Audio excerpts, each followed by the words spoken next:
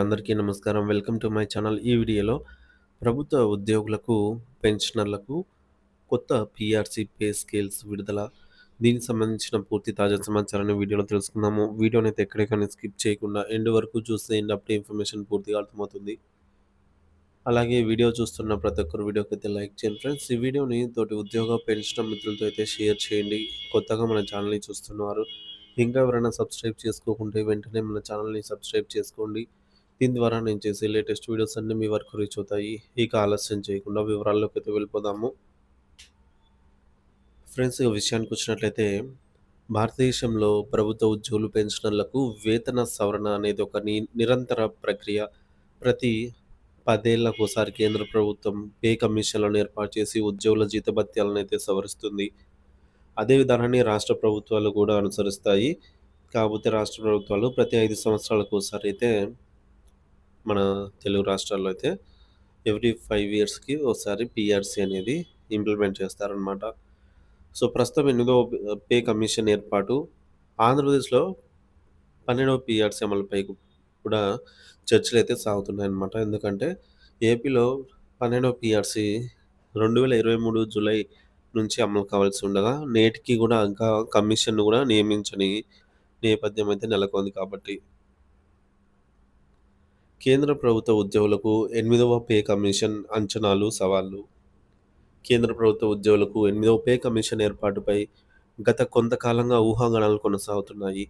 జనవరి 2024లోనే దీనిపై ప్రకటన వస్తుందని భావించిన 9 నెలలు గడుస్తున్న కమిషన్ చైర్మన్, ఇతర సభ్యుల నియామకం జరగలేదు. అయితే అధికారిక వర్గాల సమాచారం ప్రకారంగా ఈ దసరా పండుగ సందర్భంగా 8వ పే కమిషన్ చైర్మన్, సభ్యుల నియామకం జరిగే అవకాశం ఉందని అంచనా వేస్తున్నారు.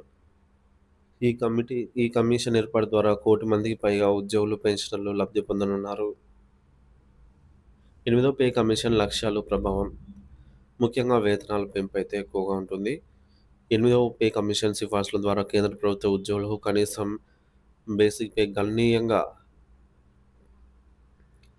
మినిమమ్ బేసిక్ పే అనేది గణనీయంగా పెరిగే అవకాశం ఉంది. ప్రస్తుతం ఉన్న 18,000 నుంచి బేసిక్ పే ఒకటేసారి 50,000 వరకు పెరిగే అవకాశం ఉంటుందని అయితే అంచనా. ఫిట్‌మెంట్ ఫ్యాక్టర్, ఉద్యోగులు కనీసం 2.86 నుంచి 3.68 రెట్లు టైమ్స్ ఫిట్‌మెంట్ ఫ్యాక్టర్‌ను డిమాండ్ చేస్తున్నారు.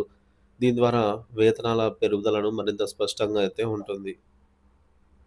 ఇతర అలవెన్స్‌లు, పెండింగ్‌లో ఉన్న డీఏ బకాయిల విడుదల, ఇతర అలవెన్స్‌ల సవరణ కూడా 8వ పే కమిషన్ పరిధిలోకైతే వస్తాయి. ఇక షెడ్యూల్ ప్రకారంగా అమలు తేదీ ఎప్పుడంటే 8వ పే కమిషన్ సిఫార్సులు జనవరి 1, 2026 నుంచి అమల్లోకి రావాలి. అయితే కమిషన్ ఏర్పాటు, అధ్యయనం, నివేదిక సమర్పణలు, అమలుకు ప్రక్రియకు కనీసం ఏడాది సమయం పట్టే అవకాశం ఉంది. కాబట్టి వాస్తవంగా సిఫార్సులు అమల్లోకి తేవడానికి 2027 మధ్య వరకు పట్టవచ్చు అనేది అంచనా. ఇక ఆంధ్రప్రదేశ్‌లో కొత్త పీఆర్సీ 2023, 24 ఎదురు చూపులు, నిరీక్షణ. ఆంధ్రప్రదేశ్ రాష్ట్ర ప్రభుత్వ ఉద్యోగులు, పెన్షనర్లు కొత్త పీఆర్సీ కోసం ఎదురుచూస్తున్నారు. 2023 జూలై 1 నుంచి కొత్త పీఆర్సీ అమలు కావాలని ఉద్యోగ సంఘాలు డిమాండ్ చేస్తున్నాయి. అయితే రాష్ట్ర ప్రభుత్వం ఆర్థిక ఇబ్బందులు, ఇతర కారణాల వల్ల ఈ ప్రక్రియలో జాప్యం జరుగుతోంది.